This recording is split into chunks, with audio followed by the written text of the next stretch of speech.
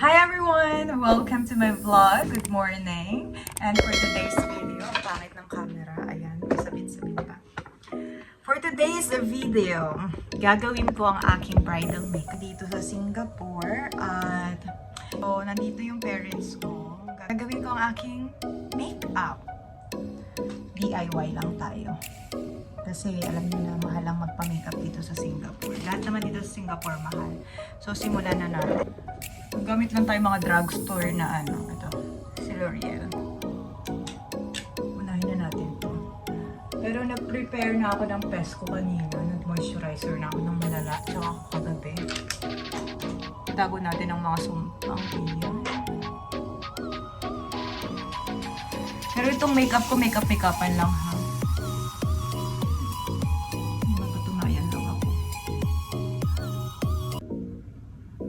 Kasi nag-offer din yung friend ko na taga Pinas. Hi, shout out to my friend si Marge. Yun talaga malala, magaling talaga mag-makeup yun. Kaya nag-offer naman siya sa akin na punta siya dito sa Singapore. Kaya lang, ma'am, siya walang budget. Sabi ko ako na lang mag-makeup. Una tinanong ko siya. Kasi may gagawin pa kami, marami akong gastos. Kaya sabi ko, Mars, ako na lang mag-makeup sa akin. Ano, sino mag-makeup sa mga tao?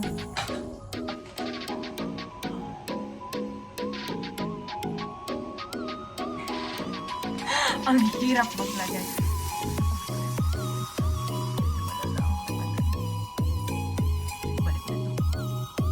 Natapos na ako sa pen, kaya mag-concealer tayo. Nilaban natin ang concealer ng e.l.f. Yan, lagay tayo dyan sa mga bagay-bagay na dapat nating itago. Sana sa weather dito sa Singapore ay mailaban itong mga bagay-bagay. Let's go, 7:30 na yung alas 8. Ano tayo?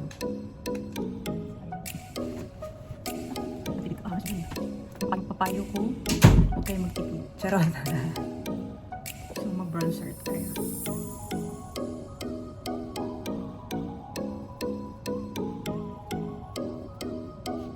Maganda ilaw dyan.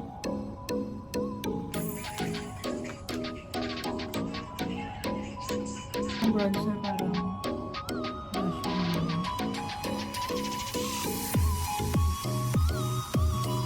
ulam lang atake na. Ang tamulto na. Ang peg natin multo. Grabe, di ko makita ang makeup ko.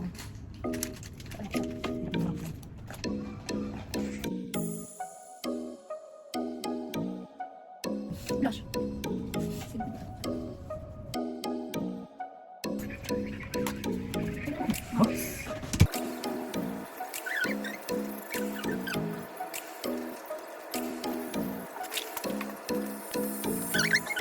Nagkaka-itsura na ako. So, ito na yung naging final look. Okay naman ba? So, ayun lang. So, thank you so much for watching. And then, continue na to magkasama ng aking family.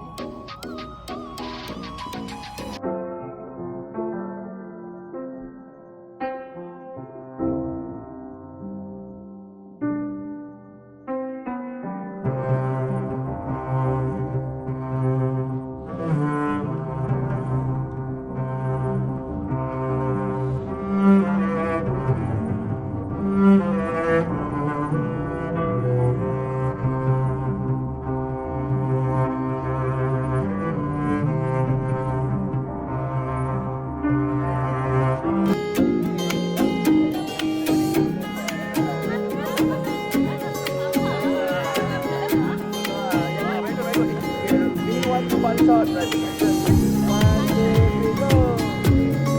Yes, nice. 1,000 more! 1,000 more you go! Okay, good, very nice. I got home and hindi na ako nakapag-video. Ang daming ganap, hindi ko nahawakan yung cellphone ko. Kung ano lang yung mga na-videohan ng pamangkin ko, ng sister ko, ipapakita ko na lang sa clip. Sobrang nakakapagod. Pero ang saya, ang ganda. Sana magaganda yung kuha. So, thank you para sa nagbigay ng bouquet. Kay Eileen, thank you so much. Nandito siya sa Singapore. So, ito yung gift niya sa akin. Thank you so much. Yes, sasabihin ko na sa inyo.